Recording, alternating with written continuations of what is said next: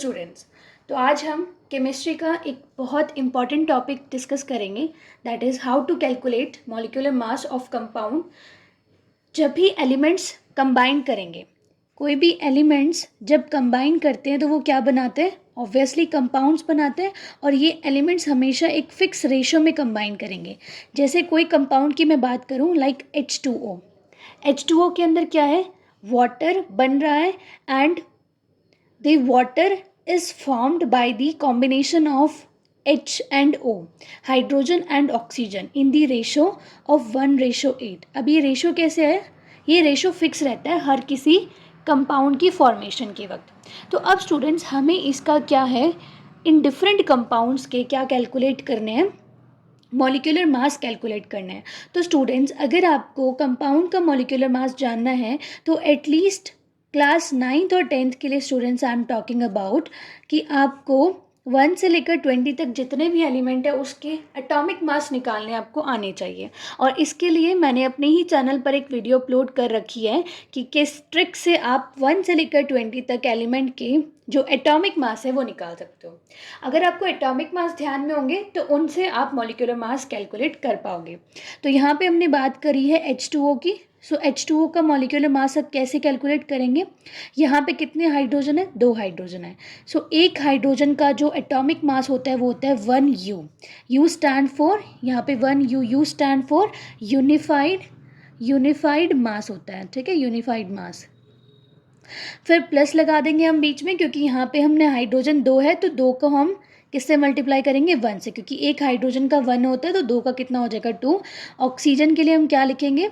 Oxygen का कितना होता है? ऑक्सीजन 8 नंबर पे आता है। सो 8 एक कैसा नंबर है? यस, एक इवन नंबर है, तो इवन के लिए डबल करना होता है, 16U आ जाएगा। सो 2 + 16 विल गिव यू 18U। सो कितना आ गया? पूरे मतलब H2O का मास कितना आ जाएगा? 18U आ जाएगा। तो स्टूडेंट्स, यहाँ पे आपको ये चीज़ भी समझ आ जाएगी कि ये कैसे 1:8 में कंबाइन हो रहे हैं। कैसे? देखिए, हाइड्रोजन कितने हैं? 2, ठीक है। हाइड्रोजन का मास यहाँ पे कितना है? 2U। रेशो ऑक्सीजन का कितना है? 16U। U से U cancel out, 1:16 will give you 1:8। तो अगर आप मास की बात करो तो H2O बनते वक्त जब मास का रेशो निकालेंगे हम तो 1:8 आएगा। तो हमेशा H2O 1:8 में कंबाइन करेगा। मीन्स जब भी कोई कंपाउंड बन रहे होंगे तो एलिमेंट्स एक फिक्स्ड रेशो में कंबाइन करेंगे कंपाउंड बनाने के लिए। अब हम कैलकुलेट करते हैं NH3 का। NH3 का मास कैसे कैलकुलेट करेंगे स्टूडेंट्स? सो NH3 में क्या है? नाइट्रोजन कितने नंबर पे आता है? It is at 7 number. बस इसी की एक्सेप्शन होती है, इसका होता है 14 + 3 × 1, हाइड्रोजन का 1 होता है। 14 + 3 विल गिव यू 17U, ठीक है। इसी तरीके से अगर हमें कैलकुलेट करना हो किसका? NaCl का। NaCl का अगर हमें मास कैलकुलेट करना है तो सोडियम कितने नंबर पे आता है स्टूडेंट्स? सोडियम आता है 11 पे। 11 एक कैसा नंबर है? एक ऑड नंबर है। तो ऑड नंबर के लिए हम कैसे लिखेंगे? 23 हो जाएगा, क्योंकि सोडियम की अगर आप बात करो 11 नंबर पे आता है सोडियम। सो 11 का क्या करेंगे हम? डबल तो करना ही है, 22 + 1 23U आ जाएगा। प्लस Cl क्या है? 17 नंबर पे आता है, 17 पे। इसका ना 2 आइसोटॉप एग्जिस्ट करते हैं तो इसका एवरेज एटॉमिक मास निकलता है 35.5U। तो अब आपको ये मासेस भी याद करने हैं, ठीक है। सो इसका कितना हो जाएगा? 68.5U। Sorry, it is 58.5U। So students, accordingly आप क्या है, डिफरेंट जो कंपाउंड बन रहे हैं उनके मासेस को कैलकुलेट कर सकते हो, बट मेक श्योर कि उससे पहले आपको जितने भी एटॉमिक मासेस है 1 से लेकर 20 वो निकालने आते हो। तो स्टूडेंट्स, एक बार हम उसको क्विक रिकैप कर लेते हैं कि कैसे हम एटॉमिक मासेस चेक कर सकते हैं। स्टूडेंट्स, जो इवन नंबर होता है उनका तो जस्ट आपको डबल करना है, लेकिन जो ऑड नंबर है उनका डबल तो करना ही है, प्लस उसमें 1 भी लगा देना है, ठीक है।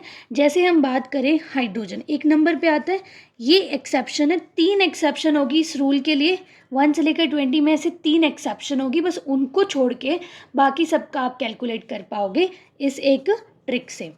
हाइड्रोजन 1 नंबर पे आता है तो इसका 1 ही रहेगा। हीलियम 2 नंबर पे आता है तो सेकंड वाले को क्या कर देना है, डबल कर देना है। तो इसका कितना हो जाएगा मास फॉर यू।